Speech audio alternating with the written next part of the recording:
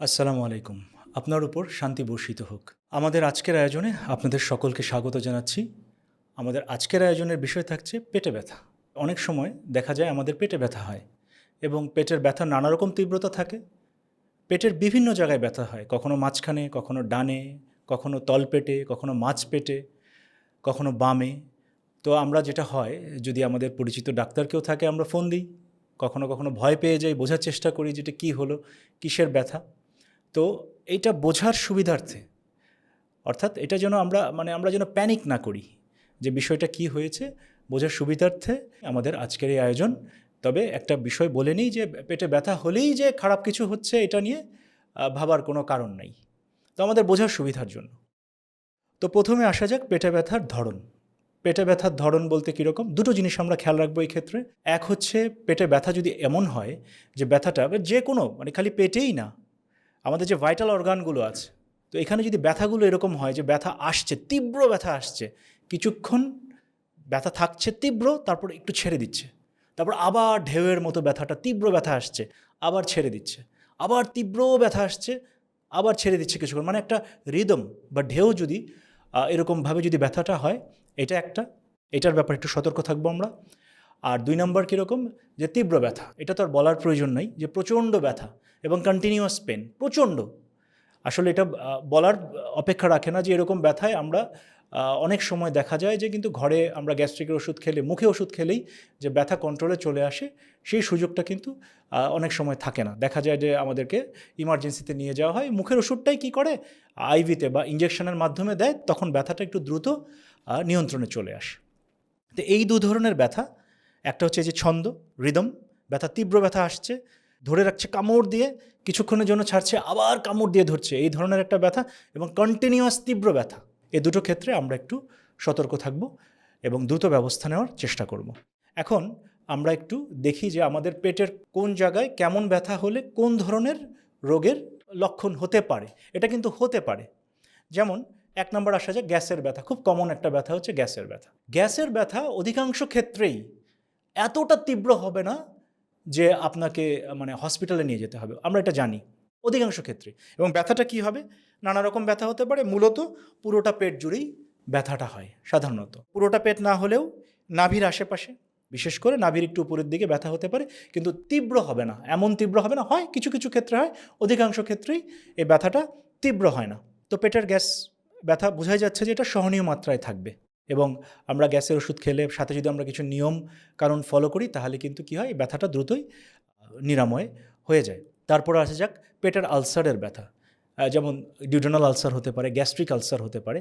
Ulcer মানে আসলে ঘা, পেটের ভেতরে কোনোভাবে ঘা হয়েছে, এবং এই ধরনের ব্যথা এটা তীব্র হতে পারে, এমনকি হসপিটালাইজ পর্যন্ত করতে হতে পারে, তীব্র ব্যথা হতে পারে। এই ব্যথার সাধারণত খাবার সাথে সম্পৃক্ত থাকে, যেমন কারো কারো অনেকক্ষণ না খেয়ে থাকলে, পেট খালি থাকলে অ্যাসিড সেক্রেশনের পরেই ব্যথা হতে পারে, আবার কারো কারো খাবার পরেই ব্যথাটা হতে পারে। তো এই তো গেল আলসার। আলসারের আরেকটা বিষয় হচ্ছে, সাধারণত ডিউডেনাল আলসারের ক্ষেত্রে, যেটা খুব কমন আলসার, দেখা যাবে মাঝখান থেকে একটু ডানে ব্যথাটা হবে, একটু ডানে। মাঝখান বলতে কি, আমরা কিন্তু এই যে আমাদের বুক বুক কিন্তু এই পর্যন্ত, পেট কিন্তু একটা অনেক বড় অংশ নিয়ে পেট আমাদের। আমরা কিন্তু ভাবি যে এই অংশটা বোধহয় বুক, অনেক রোগীরা এসে বলে যে আমার বুকে ব্যথা, কিন্তু আসলে এই যে এখান থেকে পেট শুরু, বুকের দুটো পাঁজর যেখানে মিলিত হয়েছে তার নিচেই কিন্তু পেট শুরু। তো এটা হলো আলসারের ব্যথা, এই মাঝখানেও হতে পারে, আবার একটু ডান দিকেও হতে পারে। আরেকটা অ্যালার্মিং ব্যথা কি, আরেকটা অ্যালার্মিং ব্যথা হচ্ছে হার্টের কারণে কখনো কিন্তু অ্যাঞ্জাইনাল পেইন, যেটাকে আমরা বলি হার্টের ব্যথা, সেটা কিন্তু আপনার এই পেটের দিকে হতে পারে।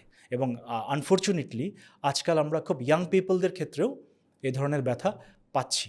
দেখা যায় অনেক ক্ষেত্রে বয়স্ক লোকদেরও হচ্ছে কি, বুকে ব্যথা বলছে কম, দেখা যাচ্ছে পেটের এই সাইডটায়, এই জোনটায় ব্যথা বলছে। হ্যাঁ, সেক্ষেত্রে আমরা একটু সতর্ক থাকবো, বিশেষ করে বয়স্ক লোকদের ক্ষেত্রে।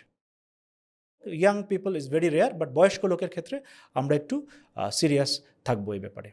তারপর আরেকটা কমন ব্যথার গ্রাউন্ড কি, এই যে আমাদের পেটের ওই মাঝখান থেকে একটু ডান দিকে, এটা কি হয়, পিত্ত পাথরের যদি হয় তখন এই ধরনের ব্যথা হয়, এটা তীব্র ব্যথা হবে।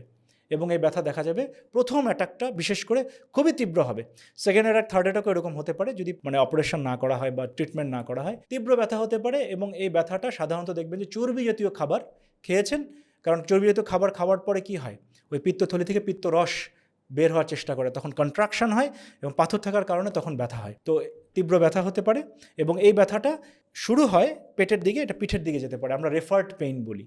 এটা পিঠের দিকে যেতে পারে, এক জায়গায় ব্যথা থাকবে না, দেখা যাবে যে একটু একটু হালকা ডান দিক থেকে, মাঝখানে একটু ডান দিক থেকে ব্যথাটা শুরু হয়ে পিঠের দিকে যেতে পারে।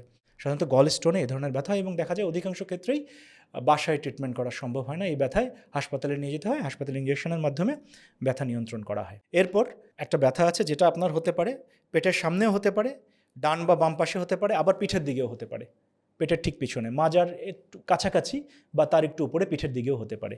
এই ধরনের ব্যথা ধরনটা কিন্তু স্পাজমোটিক হয় সাধারণত। যেমন স্পাজমোটিক বলতে কিছুক্ষণ আগে যেটা বললাম, যে তীব্র ব্যথা, কামড় দিয়ে ধরবে ব্যথা, একটু রিল্যাক্স থাকবে কিছুক্ষণ, তারপর আবার ব্যথা আসবে, মানে ঢেউ ঢেউ আকারে ব্যথাটা আসবে। তো সাধারণত ইউরেটারিক স্টোন হলে, মানে আপনার মূত্র নালীতে, আমাদের কিডনি থেকে দুটো নালীর মতো বের হয়, তারপর সেই নালী গিয়ে যুক্ত হয় মূত্রথলিতে, ওই নালীতে যদি পাথর হয় তখন দেখা যায় এই ধরনের ব্যথা হয়, যে আসে, একটু চুপ থাকে, আবার আসে, প্রচণ্ড ব্যথা হয়। এবং কিডনি স্টোন হলেও এটা হতে পারে, আবার আপনার ইউরিনারি ব্লাডারে বা মূত্রথলিতে স্টোন হলেও এরকম ব্যথা দেখা দিতে পারে। এই ব্যথার রেফার্ড পেনটা কোথায় যায়? সাধারণত দেখা যায় অনেক সময় আমাদের উরুতে চলে যায় ব্যথা, শুরু হয় পেট বা পিঠের দিক থেকে মাজার দিকে হয়ে উরুতে চলে যায়, কখনো কখনো অন্ডকোষেও দেখা যায় ব্যথা হচ্ছে এই পাথরের কারণে বা স্টোনের কারণে। তারপর আসা যাক তলপেটে। তলপেটের খুব কমন একটা ব্যথা, বিশেষ করে মহিলাদের এটা খুব ঘন ঘন হয়, ওদের অ্যানাটমিক্যাল স্ট্রাকচারের কারণেই হয়। এটা হচ্ছে ইউটিআই বা ইউরিনারি ট্র্যাক্ট ইনফেকশন। এই ইনফেকশনটার কারণে আপনার তলপেটে ব্যথা হতে পারে। এবং তলপেটে ব্যথার আরও কয়েকটি কারণ হতে পারে, যে আকস্মিক, যে আমরা ধরেন গতকাল এক জায়গায় দাওয়াত খেলেন বা অন্য কোনো রেস্টুরেন্টে খেলেন, খাওয়ার পরেই আপনার ডায়রিয়া শুরু হলো, হ্যাঁ, হঠাৎ করে, এটাকে আমরা গ্যাস্ট্রোএন্টারাইটিস বলি, অ্যাকিউট গ্যাস্ট্রোএন্টারাইটিস, এবং এটার কারণে আপনার ব্যথা হতে পারে। কামড় দিয়ে ধরবে, ব্যথা হবে, এবং তারপর আবার একটু মলত্যাগ করার পর আবার একটু রিলিফ পাবেন। আবার কোনো কোনো ক্ষেত্রে দেখা যায় ব্যথা থাকতেই থাকে, মানে কন্টিনিউয়াসলি থাকতে থাকে। তারপরে আইবিএসে, ইরিটেবল বাউল সিনড্রোম যেটাকে আমরা বলি, ওটাতে হতে পারে। ওইটার ব্যথাটা হচ্ছে যে আপনার সাধারণত সকালে হবে, একটু তলপেটে একটু ব্যথা হবে। আমাশার এবং আইবিএসের ব্যথার ধরনটা একই রকম, একটু কামড় দিয়ে ধরবে, টয়লেট করার পর আবার রিলিফড, এটা কিন্তু থাকবে না ব্যথাটা। এই আমাশার ক্ষেত্রে মানে এবং আইবিএসের ক্ষেত্রে যে টয়লেট করার পরে কিন্তু এটা রিলিফ হয়ে যাবে, এই ব্যথাটা থাকবে না। তারপর আপনার পেটের নিচের দিকে, একেবারে নিচের দিকে পেটের ডান সাইডে তীব্র ব্যথা, এটা খুব ইয়াং চিলড্রেনদের ক্ষেত্রে বা বাচ্চাদের ক্ষেত্রে হতে পারে, আবার যে কোনো বয়সে হতে পারে। বাচ্চাদের ক্ষেত্রেই অধিকাংশ সময় দেখা যায়, আবার যে কোনো বয়সে হতে পারে। একেবারে ডানে নিচের দিকে, অথবা নাভি এবং ডান তলপেটের মাঝামাঝি বরাবর, নাভি এবং ডান তলপেটের মাঝামাঝি বরাবরও ব্যথাটা হতে পারে। এটা অ্যাপেন্ডিসাইটিসের ব্যথা। সাধারণত অ্যাপেন্ডিসাইটিস হলে এই ব্যথাটা দেখা দিতে পারে। বাম সাইডের নিচের দিকে আসলে তেমন কিছু নাই, এখানে সাধারণত গ্যাসের কারণে ব্যথা হতে পারে, অথবা আমরা যেটাকে বলি ডাইভার্টিকুলোসিস কারণে এই ধরনের ব্যথা হতে পারে। তবে বাম সাইডের নিচের দিকে সাধারণত দেখা যায় অনেক সময় গ্যাস, যে আপনার কনস্টিপেশন আছে, আপনি ঠিকমতো মলত্যাগ করতে পারছেন না, তখন এ ধরনের ব্যথা দেখা দিতে পারে। তাছাড়াও এমনিতেও যদি মনে হয়, সন্দেহ থাকে যে না ব্যথাটা তো অনেক দিন ধরে কন্টিনিউ করছে এবং মাঝে মাঝেই আসে, আপনি একটা আল্ট্রাসোনোগ্রাম করে নিতে পারেন পুরো পেটের, অথবা যদি আপনার উপরের দিকে হয়, আপার অ্যাবডোমেনে যেটা আমরা বলি, সেক্ষেত্রে কখনো কখনো ডাক্তার আপনাকে অ্যান্ডোস্কোপিও সাজেস্ট করতে পারেন, আবার আল্ট্রাসোনোগ্রামও সাজেস্ট করতে পারেন, মানে একটা নিশ্চিন্ত হওয়ার জন্য যে কী ধরনের সমস্যা আছে, যদি নিশ্চিন্ত হতে চান আর কি। যেহেতু একটা প্রশ্ন আসে, আমরা প্রশ্নের সম্মুখীন হই। হঠাৎ দেখা যায় আমার এক রিলেটিভ ফোন করে আমাকে বলছে যে হ্যাঁ এরকম ব্যথা হচ্ছে, এটা কি হতে পারে, মানে একটা নিজে থেকে বোঝার জন্য। তবে পুরোটা নিজে থেকে বুঝতে যাবেন না কখনো, এটা একটা বোঝার জন্য, পার্থক্য করার জন্য, যে ব্যথাটা কোন দিকে যাচ্ছে, এটা কি খুব খারাপ ব্যথা নাকি না ঠিক আছে, এটা এত চিন্তা করার কিছু নাই, এটা বোঝানোর জন্য একটা ছোট্ট আয়োজন। তো আজকের মতো এই পর্যন্তই। আপনারা সকলে ভালো থাকুন, নিয়মিত মেডিটেশন করুন, টোটালি ফিট থাকুন। আসসালামু আলাইকুম।